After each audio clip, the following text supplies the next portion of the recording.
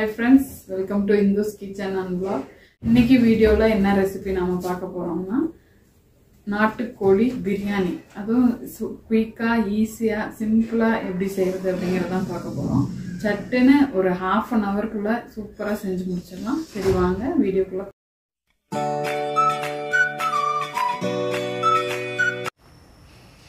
So இப்போ நாட்டுக்கோழி பிரியாணி செய்ய தேவையான இன்கிரிடியன்ட்ஸ் எல்லாமே பார்த்தோம். ஸோ இப்போ நாட்டுக்கோழி வந்து நான் வேக வைக்க போகிறேன் ஃபஸ்ட்டு.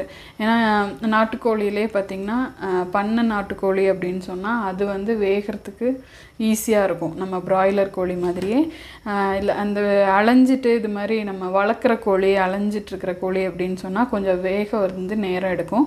ஸோ டைரெக்டாக நம்ம பிரியாணியில் போட்டோம் அப்படின்னு சொன்னால் அரிசி வந்து நம்ம பிரியாணி அரிசி குழஞ்சிரும். சிக்கனும் பார்த்திங்கன்னா இந்த நாட்டுக்கோழியும் வேகாமல் போயிடும். ஸோ அதுக்காக ஃபஸ்ட்டு நான் என்ன பண்ணுறேன், இந்த நாட்டுக்கோழியை வந்து வேக வச்சுக்கிறேன். ஸோ 1 கிலோ நாட்டுக்கோழி வந்து எடுத்திருக்கேன். அதில் ஒரு 3 டம்ளர் வந்து தண்ணி ஊற்றிருக்கேன். தண்ணி ஊற்றின பிறகு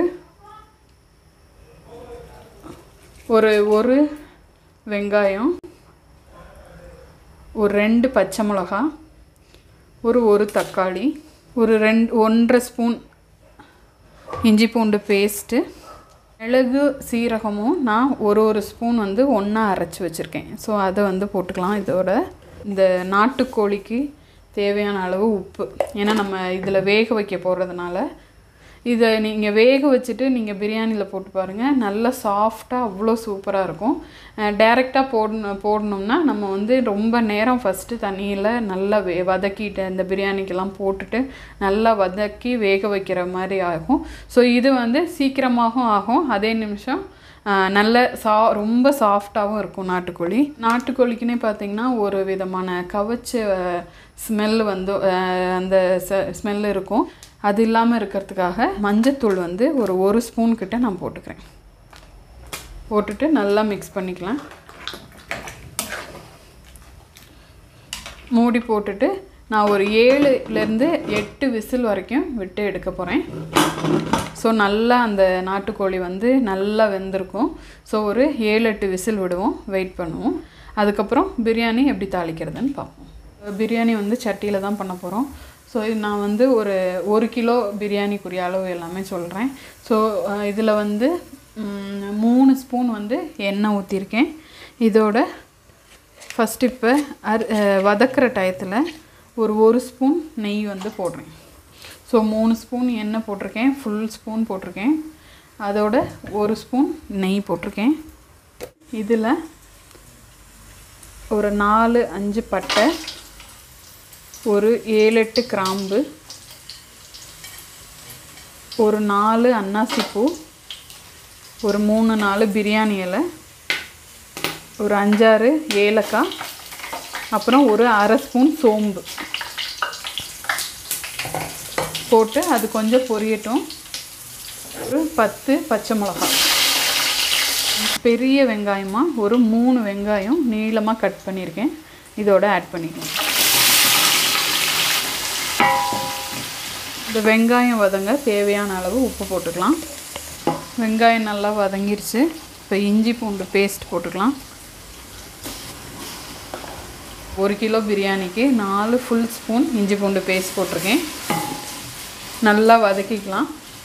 அந்த இஞ்சி பூண்டோட அந்த பச்சை வாசனை போகிற வரைக்கும் நல்லா வதக்கிக்கலாம். இஞ்சி பூண்டு நல்லா அந்த ரா ஸ்மெல்லு பச்சை வாசனை வந்து போயிடுச்சு. இப்போ கொத்தமல்லியும் புதினாவும் ஒரு கட்டு எடுத்திருக்கேன், இதோட ஆட் பண்ணிக்கிறேன். ஸோ நல்லா வதக்கிக்கலாம். கொத்தமல்லி புதினா போட்டதுக்கப்புறம் 4 தக்காளி, பெரிய தக்காளி கட் பண்ணி வச்சுருக்கேன், ஆட் பண்ணிக்கலாம். தக்காளி ஆட் பண்ணிவிட்டு இந்த தக்காளி வதங்கிறதுக்கு தேவையான அளவு உப்பு போட்டுக்கலாம்.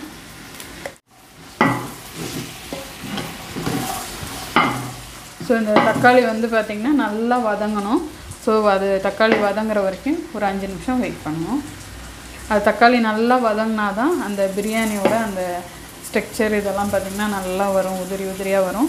ஸோ வதக்காமே போட்டோம்னா அதுலேருந்து தக்காளிலேருந்து வர தண்ணி இன்னும் வெளியில் வந்து பிரியாணி வந்து கொஞ்சம் குழையிறதுக்கும் சான்சஸ் இருக்குது. ஸோ நல்லா தக்காளி வதங்கட்டும். தக்காளி நல்லா வதங்கிருச்சு. நாட்டுக்கோழி வந்து நல்லா 7 விசில் விட்டு எடுத்து வச்சுருக்கேன். நல்லா சாஃப்ட் ஆகிடுச்சு கொஞ்சம். நல்லா சாஃப்டாக இருக்குது பாருங்கள்.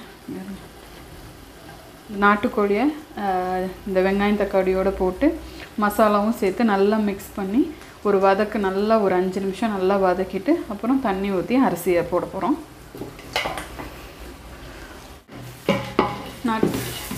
நம்ம உப்பு போட்டு தான் நாட்டுக்கோழி வேக வச்சோம். இதில் வெங்காயம் தக்காளிக்கும் நம்ம உப்பு போட்டிருந்தோம். ஸோ நல்லா வதக்கிக்கலாம். அந்த மஞ்சத்தூள் போட்டதுனால அந்த நாட்டுக்கோழியோட அந்த கவுச்ச வாசனை அந்த இதுவே இல்லை. ஸோ நல்லா வதங்கியிருக்கு. இப்போ இதில் நம்ம மசாலாங்க போட போகிறோம். மிளகாத்தூள் ஒரு 2.5 ஸ்பூன் கிட்ட போட்டிருக்கேன். மல்லித்தூள் 3 ஸ்பூன் போட்டிருக்கேன். மஞ்சத்தூள் ஒரு 1/2 ஸ்பூன் இந்த மசாலா போட்டு நல்லா இந்த கறியோடு நல்லா வதக்கிக்கலாம். 3 ஸ்பூன் இல்லை 4 ஸ்பூன் தயிர் இல்லை ஒரு எடுத்துக்கிட்டிங்கன்னா ஒரு 1/2 கப்பு 1/4 கப்புலேருந்து 1/2 கப்புக்குள்ளே தயிர் வந்து ஆட் பண்ணிக்கலாம். ஒரு 1/2 பழம் லெமன் ஜூஸ் புழிஞ்சிருக்கோம். அதையும் நல்லா இந்த மசாலாவோடையும் சிக்கனோடையும் வதக்கிக்கலாம்.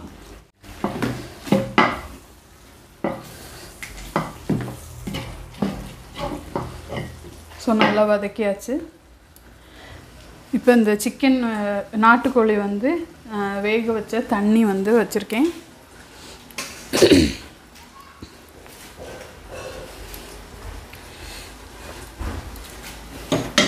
இப்போ இதில் வந்து இப்போ தண்ணி அளந்து ஊற்ற போகிறோம். ஸோ நான் 3.5 கப்பு வந்து அரிசி எடுத்திருக்கேன். ஸோ அது ரொம்ப நான் வந்து ஒரு 3/4 மணி நேரத்துலேருந்து 1 மணி நேரம் வரைக்கும் எப்போயும் நான் அரிசி ஊற வைப்பேன். ஸோ இப்போ 3.5 கப்புனா 1 கப்புக்கு 3.5 கப்பு அப்படின்னா 7 கப்பு வந்து தண்ணி ஊற்றணும். ஆனால் நான் 1 மணி நேரம் ஊற வச்சிட்டனால இப்போ 5 கப்பு மட்டும்தான் தண்ணி வந்து ஊற்றுறேன். நான் ஆல்ரெடி கோழி நாட்டுக்கோழியும் வெந்துருச்சு. ஸோ ஒரு 5 கப்பு தண்ணி இதில் ஊற்றிக்கலாம். ஃபஸ்ட்டு நான் இந்த நாட்டுக்கோழி வேக வச்ச தண்ணியை வந்து அளந்து ஊற்றிக்கிறேன். இந்த நாட்டுக்கோழி வேக வச்ச தண்ணி வந்து எனக்கு கரெக்டாக 5 டம்ளர் இருந்துச்சு. ஸோ அதோட மிக்ஸ் பண்ணிக்கலாம். இப்போ இந்த ஸ்டேஜில் உப்பு பார்த்துக்கலாம். ஸோ இது கொதிக்கிற வரைக்கும் மூடி போட்டு மூடிடலாம். கொதிச்சது நல்லா கொதிக்கணும். பிரியாணிக்கு வந்து இந்த அளந்து ஊற்றிருக்க தண்ணி நல்லா கொதித்த பிறகு தான் அரிசி போடணும். கொதிக்கிறதுக்கு முன்னாடியுமே அரிசி போட்டோம் அப்படின்னு சொன்னால் ரொம்ப அந்த அரிசியெல்லாம் பார்த்திங்கன்னா உடஞ்சி போயிடும், சரியாக வேகாது. ஸோ இது நல்லா கொதிக்கட்டும். பிரியாணிக்கு வந்து தண்ணி நல்லா கொதிச்சிருச்சு. ஸோ நம்ம அரிசியை வந்து போட்டுடலாம். அதனால் அரிசி பார்த்திங்கன்னா நல்லா ஊறியிருக்கு. ஸோ சீக்கிரம் அரிசி வந்து வெந்துடும். பிரியாணியும் ரெடி ஆகிடும் சீக்கிரத்தில். அரிசி போட்டு நல்லா வந்து கிளறி விட்டுக்கலாம். இப்போ உப்பு பார்த்துக்கலாம்.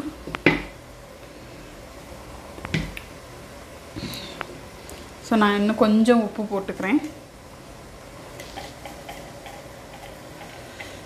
ஏன்னா நம்ம சில நேரம் அரிசி கொதிக்க வைக்கும்போது தண்ணி கொதிச்சுட்டு இருக்கும்போது அரிசி போட்டிருந்தாலும் அரிசி போட்ட பிறகு நம்ம ஒரு தடவை உப்பு பார்த்துட்டோம் அப்படின்னா உப்பு வந்து பார்த்திங்கன்னா அரிசி போட்ட பிறகு கொஞ்சம் சுருக்குன்னு இருக்கணும். அப்போ தான் அரிசி வெந்து வரும்போது அந்த உப்பு வந்து அரிசியோட கரெக்டாக இருக்கும். மூடி போட்டு மூடிடுவோம். ஒரு 5 நிமிஷம் நல்லா ஃபுல்லாக கொதிக்கட்டும். எப்போயுமே பிரியாணிக்கு அரிசி போட்ட பிறகு இந்த பிரியாணி வந்து நல்லா ஒரு அரிசி வந்து மேலே எலும்புற வரைக்கும் நல்லா ஒரு 5 நிமிஷம் ஃபுல்லில் கொதிக்க விடணும். அதுக்கப்புறமேட்டு தான் நம்ம தம் போடுறதா இருந்தாலும் சரி சிம்மில் வச்சுக்கிறதுனாலும் சரி பண்ணணும். ஒரு 5 நிமிஷம் இருக்கட்டும், மூடி போட்டுடலாம். ஸோ ஒரு 5 நிமிஷம் ஆயிடுச்சு.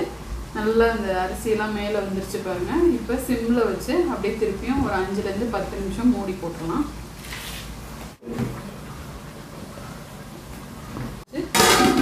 10 நிமிஷம் அப்படியே மூடி வச்சிடலாம். சப்போஸ் நீங்கள் தம்மு போடணும் அப்படின்னு நினச்சிங்கன்னா கறியை வந்து கறியில் நெருப்பு வந்து போட்டு இது மேலே நெருப்பு போட்டுக்கலாம். இல்லை வெயிட்டான ஒரு பாத்திரத்தில் தண்ணி ஊற்றி இது மேலே அப்படியே வச்சிடலாம். ஸோ நான் வந்து இப்போ ஒரு பாத்திரம் வந்து தண்ணி ஊற்றி இது மேலே வைக்க போகிறேன். இப்போ பிரியாணி வந்துருச்சா என்னன்னு பார்ப்போம். சூப்பராக வந்துருச்சு. பார்க்கும்போதே தெரியுது பாருங்கள் அந்த எலும்பெல்லாம் தனியாக இருக்குது. ஸோ கறியும் அந்த நாட்டுக்கோழியும் நல்லா வெந்திருக்கு. நாட்டுக்கோழி பிரியாணி ரெடி ஆயிடுச்சு. சூடாக கமகமன்னு இருக்குது. எல்லோரும் சாப்பிட வாங்க. ஸோ ஃப்ரெண்ட்ஸ், நல்ல சூடான காரசாரமான நாட்டுக்கோழி பிரியாணி எவ்வளோ குயிக்காக ஈஸியாக செய்கிறது அப்படிங்கிறது தான் இந்த வீடியோவில் பார்த்துருப்பீங்க. ஸோ நிச்சயம் உங்களுக்கு யூஸ்ஃபுல்லாக இருக்கும்னு நினைக்கிறேன். நீங்களும் நிச்சயம் செஞ்சு பாருங்கள். செஞ்சுட்டு எப்படி இருந்துச்சுன்னு உங்களோட கமெண்ட்ஸை எனக்கு எழுதுங்க.